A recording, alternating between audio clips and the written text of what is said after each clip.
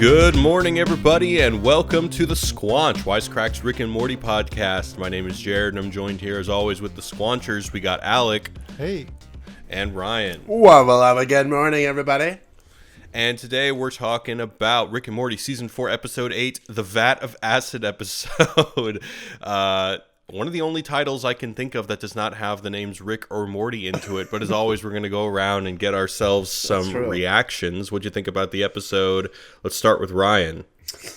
Dude, I really liked this episode. I thought it was me too. I thought it was great. Just a solid, normal episode of Rick and Morty. And I love the conceit. I loved, obviously it starts with this great sequence where they're actually in a vat of acid or a fake vat of acid. And it's kind of I feel like they've done this before where, or maybe I'm thinking of like BoJack Horseman, where there's that whole episode where he's underwater. And I thought that they were going to spend literally the whole episode in the vat of acid. So did I. And I think they want you to think that, like, they're like, all right, this is kind of going to be the conceit of the whole episode. But then it very quickly stops. But then there's another moment where Morty has a whole another silent section where he's, reliving he's doing his Groundhog Day routine. So I was like, oh, this is cool. This is going to be a whole episode of just a bunch of these silent sequences, but I'm really engaged in them. So, I thought that they were really good cinematic cartoons that they did a good job with. But then, of course, I think that this has got to be one of the best reveals ever whenever Rick reveals that he's been prestiging Morty, or Morty's been prestiging himself the whole time. That moment in the whole episode, really cracked me up. What up, Ted? Sorry, my roommate just got home. But yeah, that was the best moment of the episode. Once it all kind of dawned on me what Rick had been doing and what kind of the whole conceit of his plan was, I died laughing. That was like the funniest moment of the season for me so far. Okay, maybe this is for later, and this is probably a dumb question. I haven't seen The Prestige. Can you please explain that to me? Oh yes, okay, definitely. Well, spoilers ahead, but in The Prestige,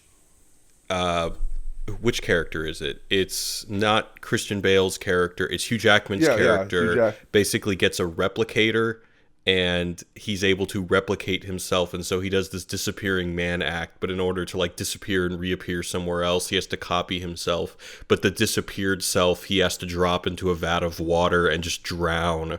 So there's only one version of him. And so at the end, it's revealed that there are these countless vats of water with these dead versions of himself in order for him to replicate himself, but only keep one version of himself alive. That good trick. Awesome. I've never wanted to see that movie until now. You've never wanted to see it? It's a Christopher Nolan movie. It's good, dude. I don't know. I nothing against Christopher Nolan. I'm not gotta watch me some more of those, It's pretty good. Alec, what did you think about this episode? I think I liked it. Maybe a B. I was thinking about a B-, but I think a solid B. I like Ryan really. I don't know what you'd even call it, the montage, the dialogueless montage that kind of seemed like a rom-com. I thought that was really, really funny. There's one part of the episode that I hated, which is right before Rick invents the device, the sort of you're out of ideas, and it was this sort of writer meta commentary. And again, I'm not anti-meta commentary, but I feel like they just keep doing this thing. It's is this a bad idea? Let's make jokes about how this is maybe a bad idea. And I think I'm just sick of that joke. I actually wanted to, I'm glad you brought that up because I've been complaining about that the last couple podcasts, but I thought that they did it really nicely in this one. I liked the meta conversation because it was very subtle. It wasn't a big part of the episode. It was just kind of a side conversation where they just kind of go, "Oh man, this is so crazy! Is this what you wanted, Morty?" And that's kind of like them saying, "Is this the kind of episode you want?" And then they skate over it and then they move on. Yeah, I think the whole saving grace is that they moved on from it. If it was a shorter joke, I like short little, I'm not going to answer that literal call to adventure. That's a nice, fun joke. But I don't know. It was drawn out. But also, in defense of this episode as well, which is why I generally like it, I thought it did sort of kind of package up nicely by the end with that conversation, with Morty's actions and all that stuff. Yeah. I loved this episode. I thought that the silent. Every time the show goes silent or does these drawn out jokes like Snake Jazz, or even going back as far as to the Roy game, even though that wasn't silent, just these drawn out jokes that make this, I mean, this doesn't apply to Snake Jazz, but these kind of layered reality jokes are usually really well done and really funny. And I just couldn't stop chuckling to myself just thinking about when Morty and his girlfriend were on the snow peak and they're having to eat each other or eat the old people. And I'm just thinking to myself, like, you know, oh man, like how far is he going to let this go before he just resets? You know, how much does he value the love between him and his girlfriend? And you're always expecting him to just say fuck it and reset, but no, he actually powers through. They actually make it through it, and it's not him that hits the reset button, but just Jerry being a doofus. That was that was my second favorite moment. Yeah. I just and the whole idea of like the save state device is something that I think if any of us have ever played an emulator or even just played a video game have thought about using in real life. And I have not seen the Futurama episode that they referred to. Have you guys seen it? I haven't, unfortunately. I feel like I might have seen it, but I don't remember it. Like if you showed it to me, I remember that. Yeah, because Rick says something like, "Oh, I saw it in Futurama once. You're just copying Futurama," but I don't think I've seen that episode. But anyway, I thought this was a episode. I liked it better than I liked the last episode, which I liked quite a bit. And yeah, I think this is just a solid season, guys. Me too. Anyway, let's go into a recap. When a shady crystal trade goes awry, Morty is instructed by Rick to follow through with his foolproof escape plan to fake their deaths by diving into a vat of fake acid complete with fake bones and air supply until the coast is clear. Problem is, their pursuers aren't leaving the area anytime soon, and Morty loses all patience and kills them. With the Vat of Acid stunt considered a bona fide failure, Morty accuses Rick of having lost his edge and challenges him to build an idea he's always wanted, a real-life save state device like they have in video games. So Morty takes the device and goes wild doing whatever he wants, humiliating Mr. Goldenfold, hitting on Jessica, checking out the women's locker room, etc. Morty saves his state right before opening the door for a girl in a coffee shop. They enjoy coffee together, and in no time, they're in a mature relationship full of ups and downs, and plane crashes into a harsh winter mountain that requires all their strength and love to survive through. Despite all the odds, they survive, only for Jerry to stumble upon the device and reload Morty's state right before he met her. Just when Morty's about to have an epiphany about living without consequences, Rick informs him that every time he reloaded his state, he killed and replaced a Morty in a parallel universe. The only way to save all Mortys he killed is to merge all the Mortys together and have all his decisions merged into one universe. After that's done, all the people Morty offended, including the AARP, Me Too, Gamergate, etc., descend on him for justice, when Morty sees his only escape, a vat of fake acid. On Rick's request, Morty kisses the vat, climbs in, disperses his lynch mob, and heads back to his dimension. End of episode. Nice. Yeah. Let's talk about the meta thing for a while, because the first time I watched this episode, I kind of also had that idea in my mind that, oh gosh, this is just like a writer's quibble that's written into the episode. But then the second time I watched it, it didn't strike me as in your face as it did the first time. So what exactly do you think during that scene in the car is the meta commentary going on there? It's in the, not the car, it's in the car a little bit, but in the garage, Morty is essentially like, your ideas are bad. And then Rick is like, oh shit, what if like I'm out of good ideas? Then he says there's no bad ideas, there's only execution. Also, I forget if this is in the car in the garage. There's talk about Morty's adventures with dragons. There's a reference to Pickle Rick. Yeah, that's in the car. And it's like, is the Vat of Acid as a gag like as good as those other things? You know, are the writers really out of good ideas? To which Rick has a, like, I guess, fake crisis or something and decides to build it's not a time machine, but I'm going to call it a time machine. The save state machine. How dare you call it a time machine? Yeah, so when I saw them in the car, it's funny, I didn't actually follow the meta line up until they were through the garage talking about bad ideas. But I did, when they were talking about their ideas for episodes. So they mentioned Pickle Rick, they mentioned the dragon, and like, oh, you really hit that one at the peak of Game of Thrones fever. I think obviously there was some commentary there about the fact that they released the episode way after Game of Thrones had ended. But beyond that, I also felt like maybe there was a little bit of Rick being Dan and Morty being Justin, and kind of like almost like a power play at hand. Like, oh, how come you never listen to my ideas, or my ideas are not good enough for you? But ultimately, I kind of dismissed that idea because I didn't think it exactly held up to a one-to-one in terms of someone's ideas always getting shut down, or them being doubtful about the validity or the strength of their ideas. But I don't know. I think it's just the anxiety of probably all of the writers of how do we, for 70 more episodes, or 50 more episodes, keep topping what we're doing. And I understand it. I'm completely sympathetic to that struggle. At the same time, I don't think the way to write yourself out of that is to complain about it. All goes back to that fucking South Park episode with the Halloween special, where nobody likes the Halloween special except Randy, but whatever, he's doing it anyway. I just don't care. I'm with you that I usually don't care, especially on the really drawn out ones like we've talked about. However, the way I started to see this, it's kind of like reminded me of the whole Seinfeld storyline of the show within the show about nothing. You know, how there's a whole season basically where they're kind of they're producing their own show that you're watching, and that seems kind of like a big self-service kind of idea and concept. But it was great, and it just kind of it added to the show within the show. And in this, like if they keep it that subtle, if they keep it just kind of like they're talking about the show you're watching as a cartoon, but they're acting like it's their real life. There's a element of that I think that could work and did work for me in this episode. But it's when they really are like make that the focal point about like how are we gonna live up to these expectations of our fans. It's like, all right, I don't give a fuck about that really.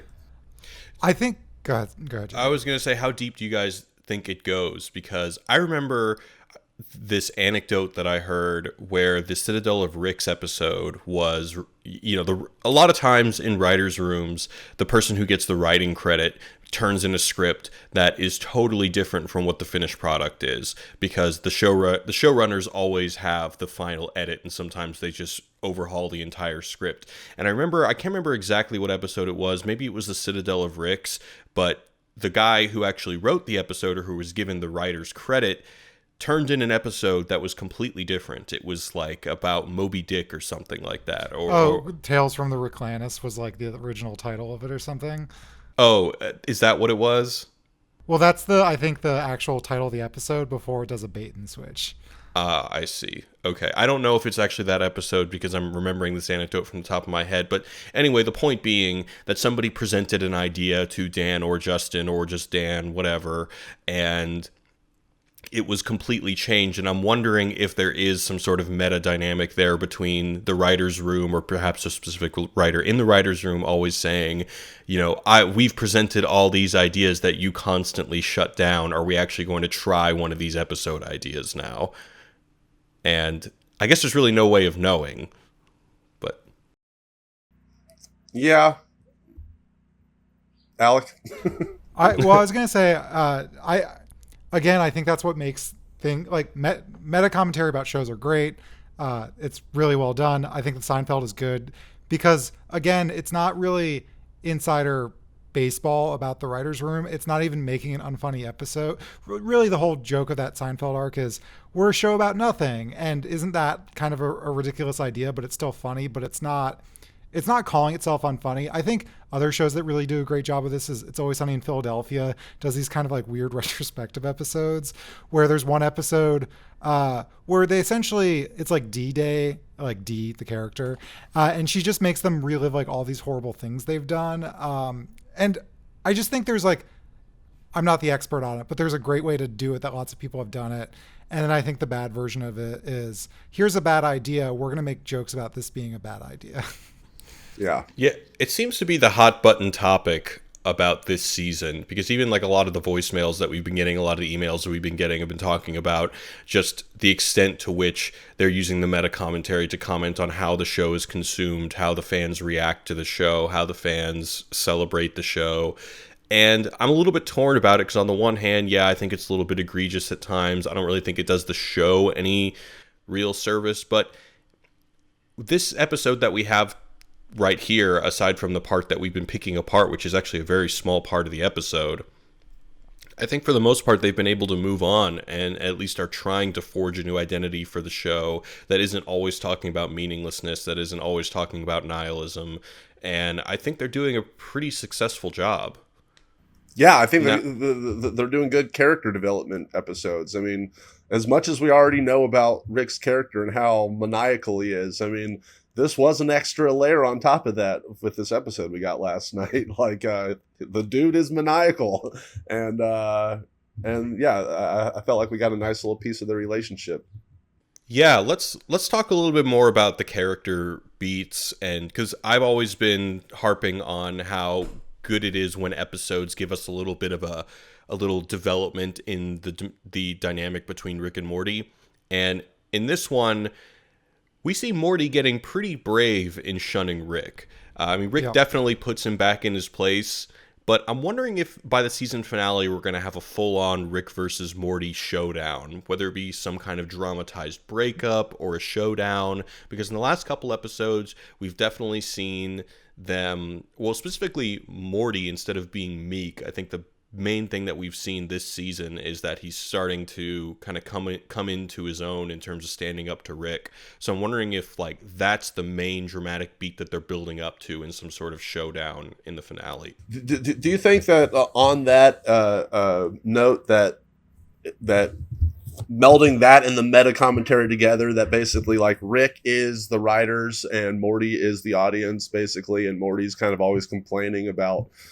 you know, how he's not getting what he wants and what he wants to see and his kind of adventures. And Rick's like, no, this is how I'm going to do it because I'm Dan Harmon and Justin Roiland and I'm laying down the law. That's how it goes. You know, like, do you think there's anything to that? I don't see it as clear of a one-to-one. I think they dip in and out of those perspectives every once in a while.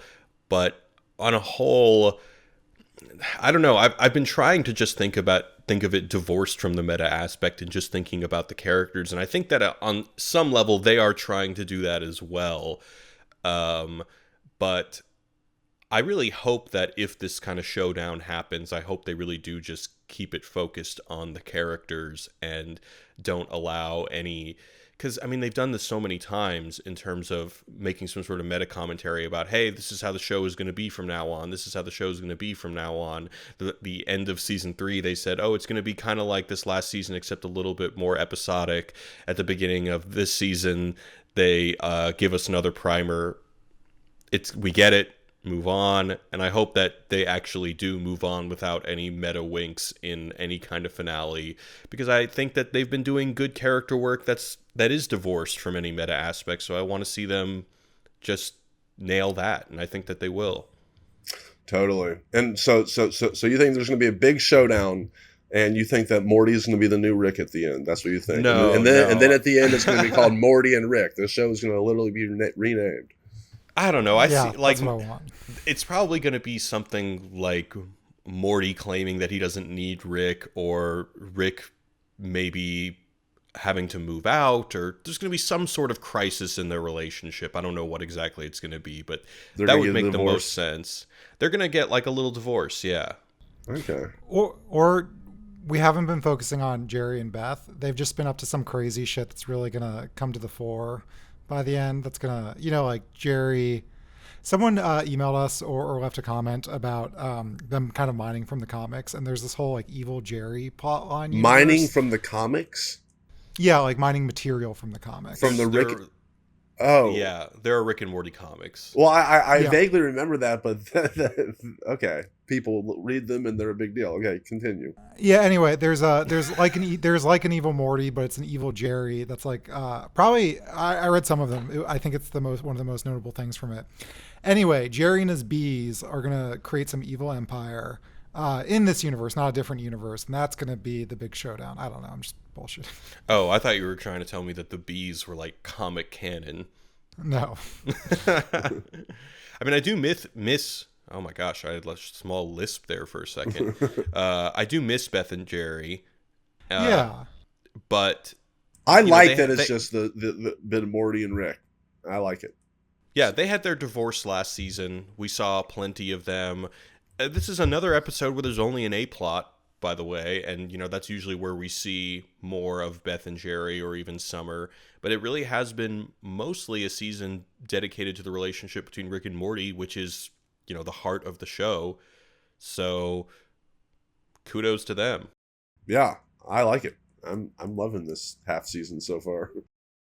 So I got an email, or someone sent us an email about a little Easter egg thing that I don't really know how legit it is, but did you guys notice that at least one of the characters has a South Park hat in the downed plane thing? No, I did not.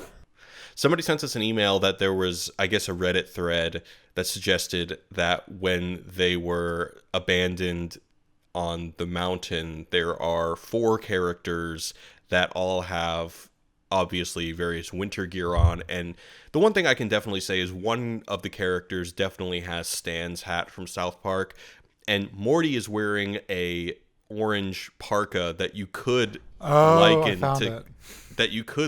to Kenny's. And then one of the other characters has a hat on that is the same kind of hat that Kyle wears, but there's really no Cartman equivalent. And I don't know. I think it's maybe a little bit of a stretch. I think the fact it's not a stretch. It's totally intentional. You think so? Why? I mean, so I'm looking at it right now. The Stan hat is like the red rim with the blue, and the Stan hat is perfect. And then, the Kyle hat, I forget what that's called. It's like a Cossack hat or something like that with the big sort of floopy ears.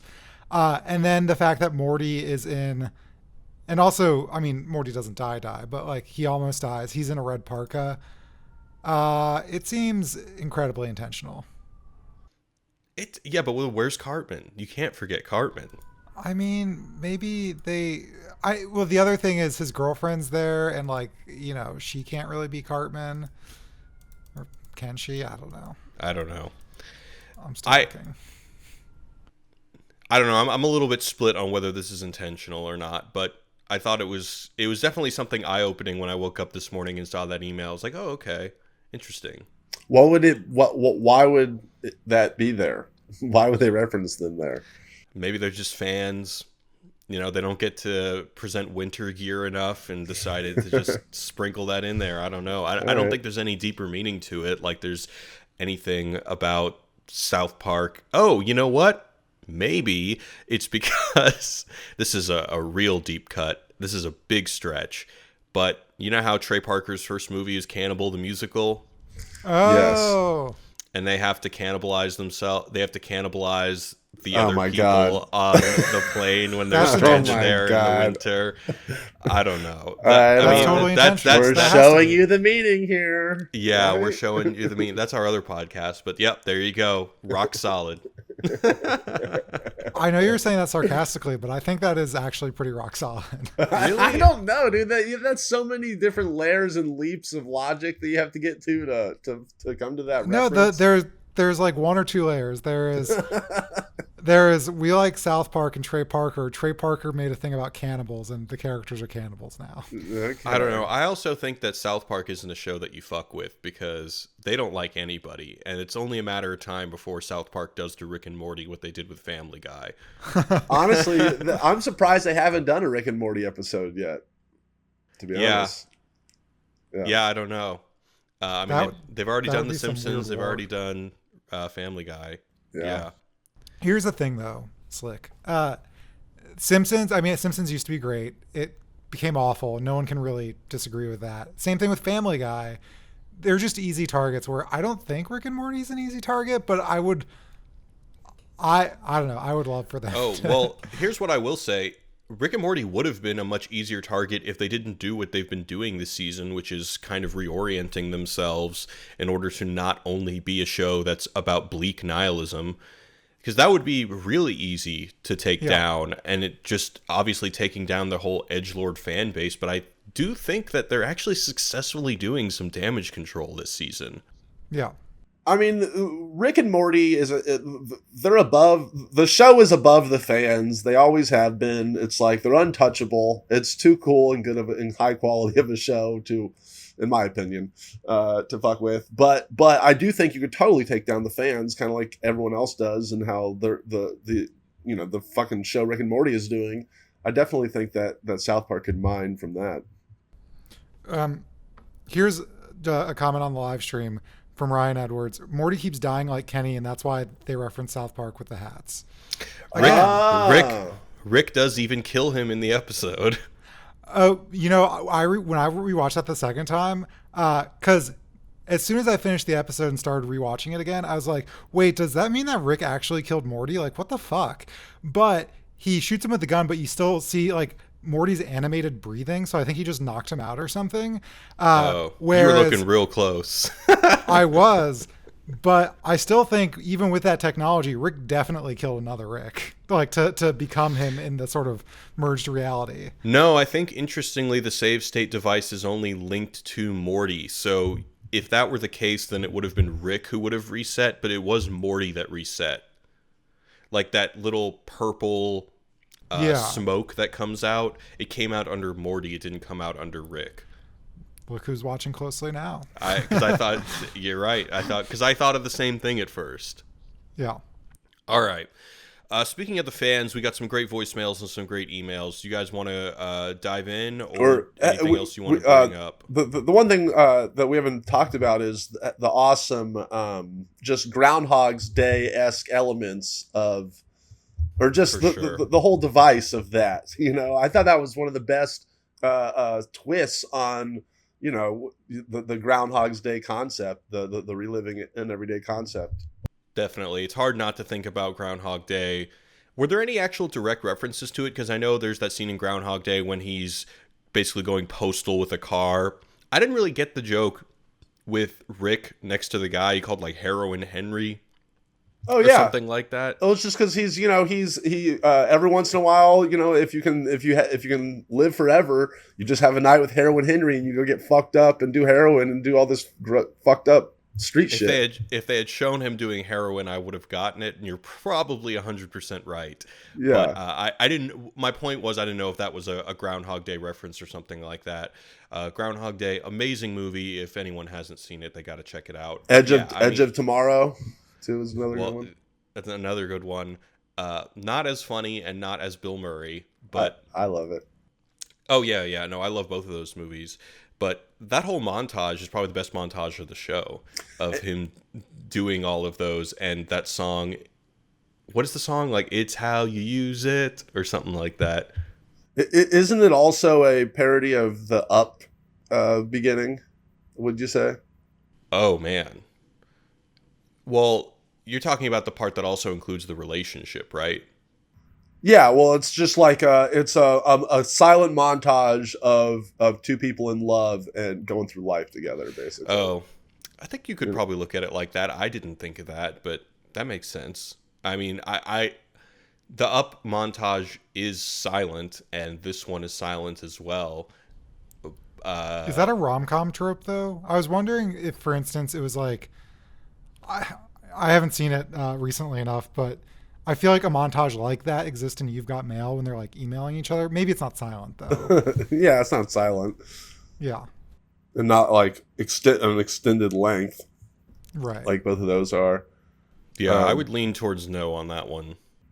But yeah, just the there's always the moment in these kind of day repeating things where people just kind of get lost in the power of that and just start doing everything that they want. And there's never any thing like this where there's actually consequences and you see, oh shit, all of that actually was happening. And I thought that was an amazing twist. One of the things that Morty does that I've never in my life wanted to do once was scream at cops and run at them. and die by cop by suicide? Yeah. Is that on your bucket list, Ryan? Fuck no. Even if I could Me neither. live forever. One thing I liked, because you brought this up, it's kind of similar to the Roy thing, where there was this kind of life lived, but it was all for naught. But what I do kind of like about it is that whereas the Roy thing was truly meaningless, it was a video game, but even though all of that relationship of Morty's went away, he still like has grown as a result. And I thought that was like a nice way, not necessarily a subversion, but like a kind of tweak on this formula that they've been doing of here's a very long extended scenario where like nothing actually matters, but actually it does matter just a little bit. Well, it is funny how Morty attempts to grow from it, but Rick doesn't let him because Morty wants to have a epiphany about living without consequences, but the only thing he does end up learning is that he's got to love the Vat of Acid. Yeah, but he still ends up talking to Jessica in a way that's not like a total like failure, you know? Do you think that's going to continue? I don't know. I mean, I hope so. Like, I hope this is why I like previous semi-serialized Rick and Morty is I like these little moments of growth. Yeah. It would be interesting to see some non-Rick influenced growth between Jessica and Morty, but I don't know if she ever becomes anything but his object of attraction that he can never realize. It'll be kind of a lost trope in the show. And that would be kind of sad. It doesn't have to be Jessica though, but like let's say I don't know. I think just like the confidence and stuff doesn't necessarily mean he has to like end up dating Jessica. I think there's a lot of ways that could go. Yeah. All right. You guys ready to go into the mailbag? Let's do it. All right. We're going to start off with some voicemails. You can hit us up 213-534-8807 if you got interpretations, comments, questions, whatever you guys want. Let's start off with, we got one from Eric. Go, Eric. Hello, Squanchers. This is Eric from Hawaii. I want you to come with me on this little journey down into Rick and Morty porn. That's right. The most recent episode, Rick for Mortius, had that scene with Parasite Rick and Morty making out. And even at the end, when they were holding hands while taking a shit, felt kind of, I felt the sexual tension. And then even in the previous season with the dragon orgy, I noticed this trend where they're starting to incorporate these weird Rick X Morty elements into it. And I know we've mentioned before that there is this weird niche of Rick and Morty porn out on the internet. So I want to ask of you guys, what do you expect to see later on in the season as we get more episodes? You think we're going to get more moments of kinky Rick X Morty action? And also, if you yourselves have delved into the Rick and Morty porn out there, not saying that I have. Anyway, you guys have a nice day. Thank you. Thank you for that stimulating call. Yeah, thank you for that, Eric. You know what? I think this just goes more into what I was saying in that this season, in terms of the character beats, is about a relationship. And I think that those Rick X Morty parts, as he so succinctly put it, are build more tension into this perhaps coming breakup that may happen, or temporary breakup, or just some kind of explosion in their relationship that I think we're probably going to see in the next couple episodes. I think that's a great point and great idea, and that the caller made, and I personally loved those moments. I was very uncomfortable, but slightly half aroused. I can't. I don't want to confess too much here on the podcast, but anyway. Oh well, you've already started. So. You've already confessed, but that's okay. It's not Rick and Morty making out level, but there is during the montage where he's messing with his save state. He's like in like a weird orgy. He's like stuck in sort of this bubble of like fluid, and it's like an orgy. I encourage anyone to go back and watch that and like actually like pause and look and like kind of rewatch it. It's fucking disgusting in the most amazing way. Just the smallest little details, like one of the creatures has like a gimp mask on. There's just like a thrusting something coming out of one of them. It's horrifying. It's great. Go watch it. I have actually looked at Rick and Morty porn, partly for my job. All right, during work hours. Over at Funhouse.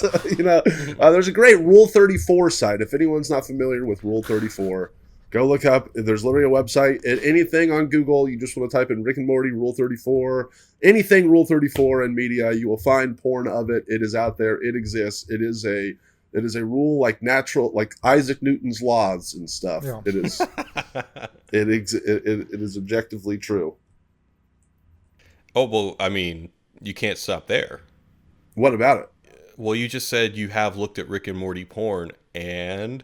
Oh, yeah, everyone is fucking everybody. You got Rick fucking Summer fucking Beth fucking Jerry fucking right, Rick, you know what? Rick and Morty fucking each other, Rick and Morty fucking Beth and Summer. Everybody's fucking everybody, okay? They're sucking and fucking all over each other. And then you add the Cronenberg people into it, and that gets a whole other element of gross sex stuff. I mean, it's just, people are fucking sick out there, Jared. All right? Yep. All right. Well, we're going to go on to the next voicemail. This one is from Anonymous. I think the recent episodes have been preting good. Me too. The thing I don't like is Dan Harmon and Justin Roiland. It's that they keep addressing the fan base, like you guys said. I think the thing that the other user was talking about it being uncomfortable is that they're addressing the fan base and trying to irritate some of the more extreme versions of the fan base, such as the instance where they had Rick and Morty making out, or in the previous episode, the deal with Christianity. They want to push the people that are extremists of the show away, not away from the show necessarily, but just to say that this show isn't just meant for you. It is a broad appeal show that we have made through our own enjoyment, and we've made through, you know, what we think will be good to watch. Okay, that was it. Yeah, that's kind of what we've been saying, right? That's what we've been saying, but after this episode, I mean, the question I want to pose is, yeah, it's been a little bit annoying, but do we think that it's working? Like when the toxic fans go on their favorite Rick and Morty YouTube channel or listen to a podcast like this one, and they hear people talking about how Dan and Justin are shunning people who do X or do Y, who are too extreme or appreciate the show for some way. Do you think that that makes the toxic fan reflect on their actions and maybe like calm down a little bit? Fuck no. I don't think so. I think it's impossible to say. I mean, no, like no, there's no fan that's just sitting there and then like watches the show and then goes, "Oh yes, Dan and Justin, like I'm gonna learn this lesson like it's like Jesus." Keep talking to them. I feel like it's the people that get it, and the people that don't get it are still not gonna get it. And but like you said, they did pretty good damage control, if you want to call it that, where at least you know their perspective on all of it. But in terms of changing people's behavior, I'm pretty doubtful on that. I don't know. If you think that Dan and Justin are like these atheistic edgelords who inject every episode of your favorite cartoon with the message that nothing matters, there is no God, etc., and that comes to inform your worldview, and then the next season comes out and it seems to distance itself from that and even call upon people who think of the show as only that as toxic, you don't think that maybe that'll make them look at themselves in the mirror and kind of reevaluate how they appreciate the show? I think it's kind of like the whole hipster conundrum. Like every toxic Rick and Morty fan is gonna watch it and go, "Oh, they're not talking about me. They're talking about these other assholes on the fucking internet." You know, like I'm gonna write a blog about this. You know, like who's gonna sit there and go, "Oh my god, he's speaking directly to me. I'm an asshole." Wow. No, I don't feel like many people are doing that. It's like a third person perspective that are people that are calling these people toxic. I think Ryan makes a compelling point, but yeah, me too. I'm a little, I don't know. Like, I don't think every single person, I think there is the hipster conundrum, but maybe there's a few, I honestly don't know. And I'd be curious if anyone wants to email us and be like, I was at the Battle of McDonald's jumping up on tables and I watched an episode and I was like, shit, that's me. I gotta stop being an asshole on the internet. I'm very curious. I want to hear from you. Maybe you don't exist though, but I think damage control is also probably the word to go for, because I think even absent those people, I think like not only for themselves professionally, like they're going to be fine, but also like there's the other element of it where, for instance, there are certain people I know where I'm like, oh yeah, I do a podcast about Rick and Morty. They were going to assume, because they don't know that much about the show, that like, oh, you're one of those assholes. But then I think it just gives you ammunition to be like, oh, no. The assholes are a small sector, and even the creators make fun of them. This is why the show's great, right? Like, it gives, like, almost debate material for to be like, here's why Rick and Morty doesn't suck and create, like, all these horrible people. In fact, it's so self-aware that it's, like, done these things. And, like... That's a good point. That's, like, a not manipulative, but, like, a... well, whatever. That's a synonym. But it's like a PR strategy. It's not necessarily... I don't know, the truth of the situation. I don't know. So we got another voicemail. It's a bit long that touches on this. You guys want to go for it, or should we just go into the Let's emails? Go for it. All right, sure. Let's hear one from George. Hey, Squanchers. Huge fan. This is George in Boston. And I had some thoughts about Never Rick and Morty. And I don't think it was as aggressive of a takedown of fans as we maybe give it credit for. I think it was more just to say, hey, you know, if you're super into this, relax. You know, the new stories are what's going to make it great. If you look at the Story Lord and the Tickets Please guy, they both kind of have like the beard and hair and like funky nose of Dan Harmon. And I wonder, you know, you see him do his like Instagram live stuff where he's like working out and putting himself through brutal like workouts. I wonder if like the cum gutter guys are like his super ego or his ideal that he, you know, aspires to. You know, it's obviously about Dan's writing process, but, you know, I think it's also a critique of Star Wars and Rise of Skywalker where they gave the fans everything they wanted and it was just glorified fan fiction. And if you demand those things, then you shut down the opportunity for new ideas. And as proven by Snake Jazz and Glory to Glorzo songs, new ideas can instantly become part of the fold right away. I also think it's almost impossible for Dan and the writers to block themselves out of the criticism that's out there because unlike an athlete where you can just turn off SportsCenter and get back into the gym, these guys get their ideas from being out there in the world. You know, it's almost a two-way street between ingesting content and commentating on it and bringing ideas forward. So it's almost impossible to ingest those ideas and not bring those things in. And yeah, there's a vocal minority of toxic fans, but I would say the same thing of any fan base. And I think that like the Rick and Morty fans get a bad rap because look, Taylor Swift has, you know, some crazy fans. Yeah, Mariah Carey has toxic fans. Yeah. Justin Bieber has crazy fans. Yeah. So it's a weird and unfair, I think, and I think the Bernie Bros thing is very similar. And also, too, if, you know, you see 10 people protesting, you know, to keep the government open outside City Hall, there's 40 cameras there. So the vocal minority gets way overblown. So in conclusion, I think it was more of to say, you know, hey guys, if you are this committed to being into this show, that you delve into this episode and wanted to know about it, that, you know, just relax and take your foot off the gas and just go along for the ride. Thanks, guys. Love this voicemail. Thank you. Yeah, thank you, George. Yeah, you. I mean, that's something we all need to constantly remind ourselves is how many people are actually freaking out and how many cameras are there, basically. An even worse example of this, I don't know if anyone saw, there was a headline, and it came across like my Google recommendations. It said, Rick and Morty fans are boycotting Rick and Morty over the 9/11 joke in the Gorzo episode. And I read the article, and its source was like 2 tweets that were like, I didn't like this joke, and one tweet that says, I'm boycotting this show. And I'm like, what the fuck? Like, and this wasn't some random ass website. It was like one of those British news sites. It wasn't the BBC, but it was like one of those British news sites that come up a lot. And it just really, it's going to stick with me for a while that there is some journalist out there that's like, they're boycotting it based on exactly one tweet. That never stops infuriating me. Is you open an article, a clickbait article, and then it's like, oh yeah, their sources are some tweeters, you know, or a couple sources on Twitter. It's like, okay, I don't give a fuck what 2 people on Twitter say. And it's funny you mentioned that article because my brother sent me a similar text saying, I heard people are mad about the 9/11 joke on Rick and Morty. I'm like, what? You know, like who? Like, is there a petition going around or something? But I'm sure he probably read that same article where 2 people on the internet didn't like it, and now it's a boycott. quote There's unquote. a whole cottage industry about certain headlines that if there's any opportunity to make that headline, they know it's going to make them X amount of dollars. And so even if there's just one tweet, which is pathetic, that will support this headline, they're going to post it because it's going to get them money.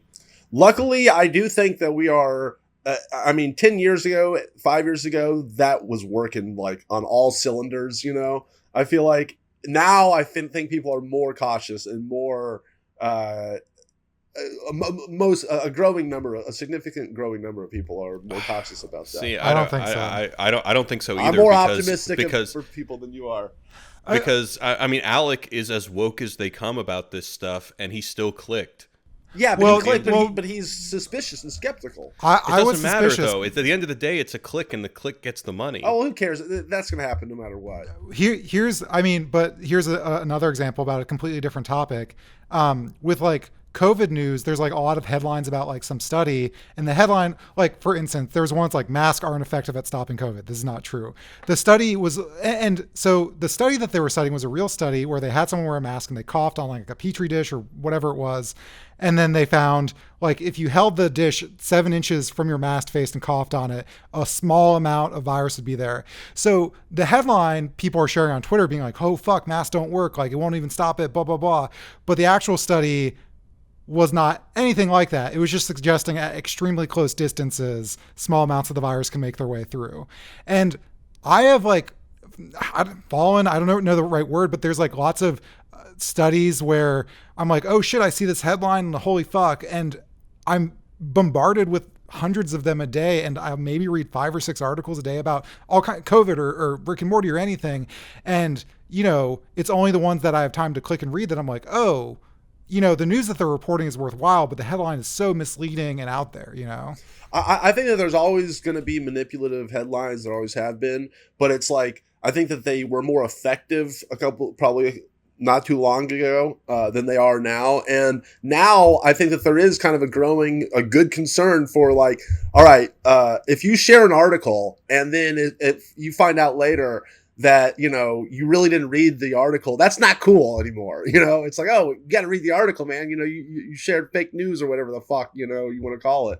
Like, this is, you know, because there's so many bullshit headlines. So I think it's better to read the article and then share your stuff. And people get that now more than they did 5 years ago. All right. The optimist idealist Ryan here. Yeah, baby. Glass is half full. Okay, we're going a little bit late, so we'll see how many emails we can get through, but why don't you take us through the emails, Alec? Sure, here's a real short one from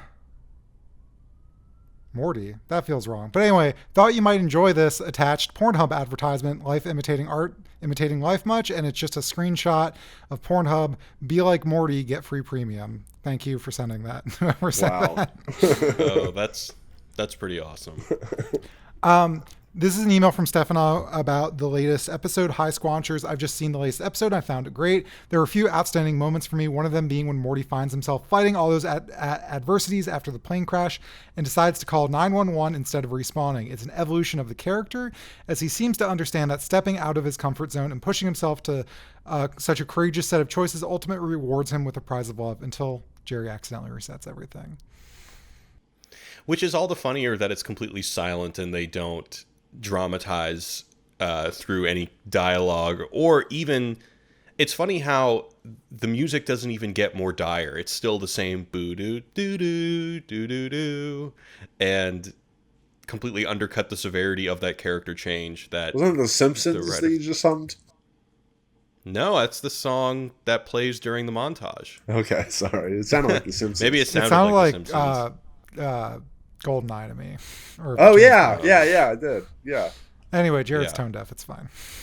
Yeah, I am. We can do one more email. Sure. This is an email from Sly, also about this episode. Gotta say, this episode has to be my top 3 in my favorite Rick and Morty episodes. Yeah. Sorry to call you out like that. Classic asshole Rick, Morty being Morty, great comedy, and that deep philosophical mind play when it comes to things like time travel. Question I have is, do you think season 4 has been an overcorrection to some of the complaints people had over season 3? Mostly referring to each episode being connected to each other, telling a greater story. Season 4 has dropped all the Beth clone stuff, really hasn't mentioned Jerry at all, so their marriage isn't looked into, etc. Shum shlibbity dop. Sent from his iPhone or her iPhone. I mean, I'm just going to echo what we had already said in previous episodes of this podcast, and that is that overall, I don't see as an overcorrection. Only when they get too meta does it get a little bit burdensome, and I think that Never Ricking Morty is the ultimate example of that. Well, I think agree, but it's more like that they're really not bringing up the plot lines from previous seasons at all, really. But I think they have the opportunity to bring that up whenever they really want to. I think, and I mean, my guess, and I'm not a betting man, so I wouldn't put money on this, but I think that maybe even the next 2 episodes to close out the season might have a little bit more of a serialized element, since my hypothesis about there being some sort of Rick and Morty breakup, maybe we see it unfold over 2 episodes, maybe not, I don't know. But considering how the rest of the episodes of the season have gone so far, I think it's reasonable for us to expect something like that, because there has been character work. It's just been character work that's been buried under these high concept episode ideas. Yeah. I also think it would make me happier. The sort of old episodic TV model, Star Trek did this all the time, is everything's episodic, but on the mid-season break you have a cliffhanger, and then like on the season finale you might have like some continuation of that, or another. I'm not asking for cliffhangers necessarily, but they were cliffhangers because they were serialized components. And I'd be happier with that if we still got that kind of serialized little bit at the end or middle of every season. Yeah. All right, cool. Well, I think we got to close off for today, but before we go, where can we find you guys on the... Oh, but before we go, I don't know if you said this already, Alec, but you can send us an email at squanch@wisecrack.co. I forgot to say that. Thank you. No problem. All right, but before we close out, where can we find you guys on the internet, Ryan? Actually, Jared, this episode was adapted from a Ryan short that I just released last week called Time Penis Attack on Mother's Day. So go to my YouTube channel on Ryan Shorts. Go watch Time Penis Attack on Mother's Day. You'll see that it's every beat is there in the story that they totally ripped me off. So you can check that out on YouTube. Thank you very much. All right, and Alec. I don't have any time wieners, but I'm on Twitter at WisecrackAlec. I'll try to read all the articles I share, which is barely any. So. All right, guys, we'll be back next week. I think next week is a holiday. They may take the Sunday off. I'm not sure. So whether it's next week or the week after, we will be back with Season 4, Episode 9 of Rick and Morty. All right, peace, guys. Goodbye from Hollywood, California. California. Love, dub. See you next week.